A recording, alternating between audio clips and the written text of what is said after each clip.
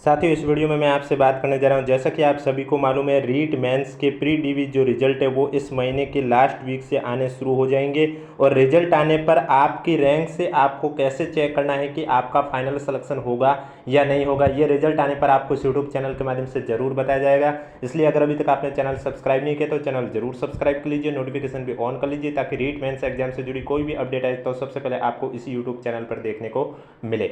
और इसके अलावा इस वीडियो में मैं आपसे बात करने जा रहा हूं, जैसे कि आपको मालूम है, नंबर कैलकुलेशन, मार्क्स को कैलकुलेट करने के लिए बोर्ड ने अपने नियम में थोड़ा बदलाव किया है।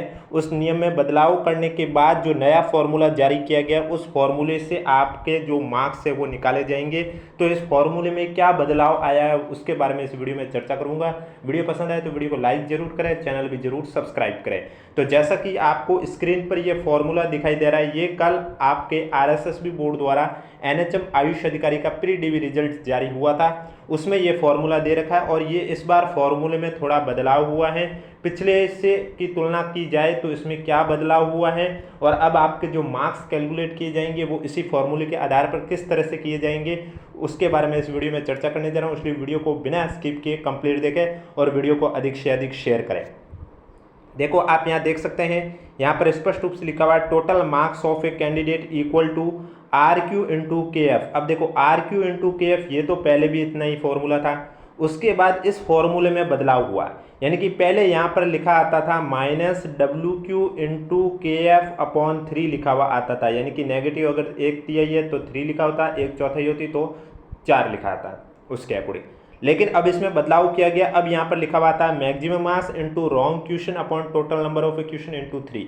यह बदलाव इसलिए किया गया क्योंकि पहले जो ये नियम में बदलाव हुआ, उससे पहले क्या होता था, की फैक्टर से हमें यह पता चलता था कि अगर हमारे पेपर में कोई क्वेश्चन डिलीट हुआ है तो उसके जो नंबर है वो बाकी के क्वेश्चन के साथ बराबर रूप से बांट दिए जाते थे। और उसके बाद अगर आपका कोई क्वेश्चन गलत होता था तो उसके भी नंबर वो करते थे जो आपके बराबर रूप से बांटे गए, उसके बाद जो क्वेश्चन जितने नंबर का हुआ उतने नंबर का। कैसे, मैं आपको समझाता हूं।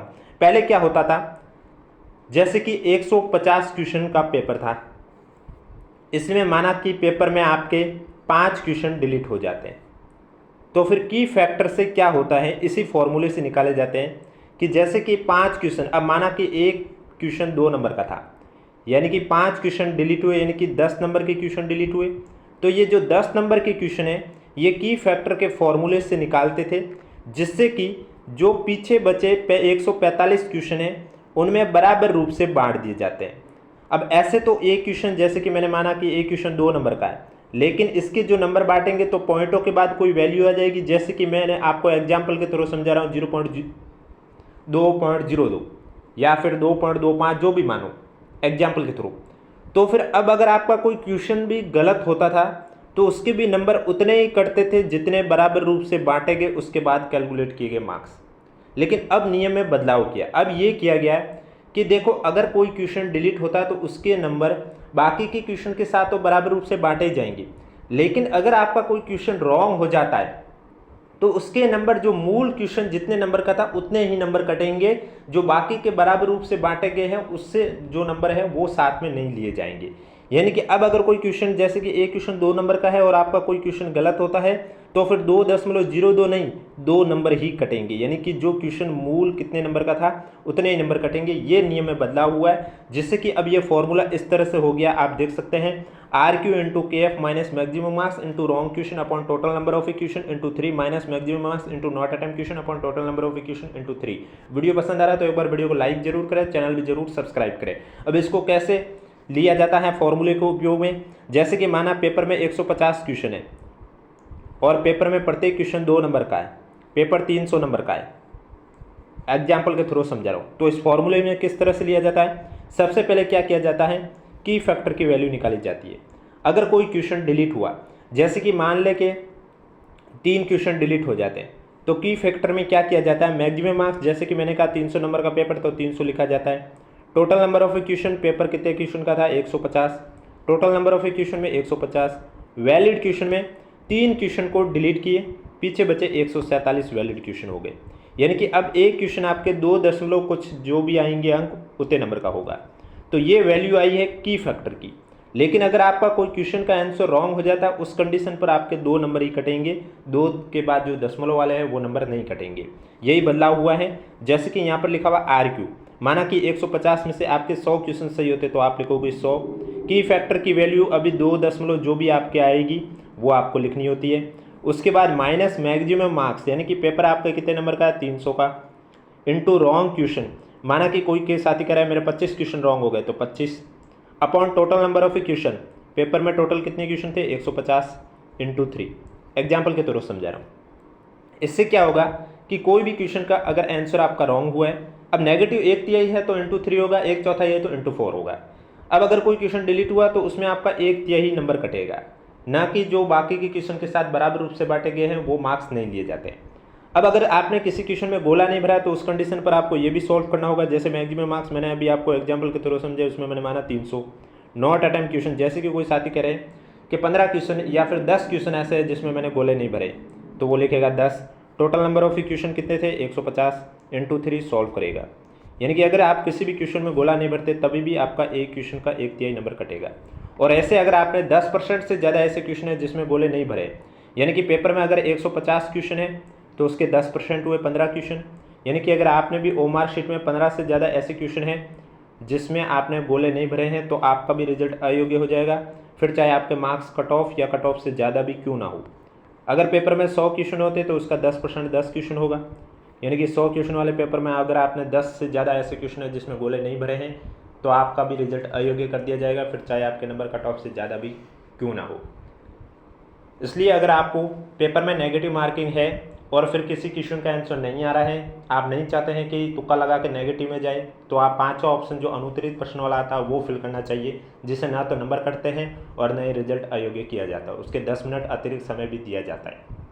तो आशा करता हूँ आप समझ गए होंगे कि बोर्ड द्वारा जो नया फॉर्मूला जारी किया गया है वो किस तरह से आपको यूज करना है। बाकी आपका जब लिस्ट में रिजल्ट आएगा तब तो आपके मार्क्स जारी हो जाएंगे, वहाँ शो हो जाएंगे, लेकिन फिर भी अगर किसी साथी को ऐसा लग रहा है कि जब रिजल्ट आएगा आपके मार्क्स जितने आपने सोचा उतने नहीं आए हैं, तो आप इस फॉर्मूले से भी एक बार निकाल सकते हैं। पहले फाइनल आंसर की से मिलान कर लीजिए ओमर शीट को, और उसके बाद इस फॉर्मूले से भी आप देख सकते हैं कि आपके जितने आने थे उतने मार्क्स आए या नहीं आए। इसके अलावा किसी भी साथी को कोई भी डाउट है तो नीचे कमेंट बॉक्स पूछिए।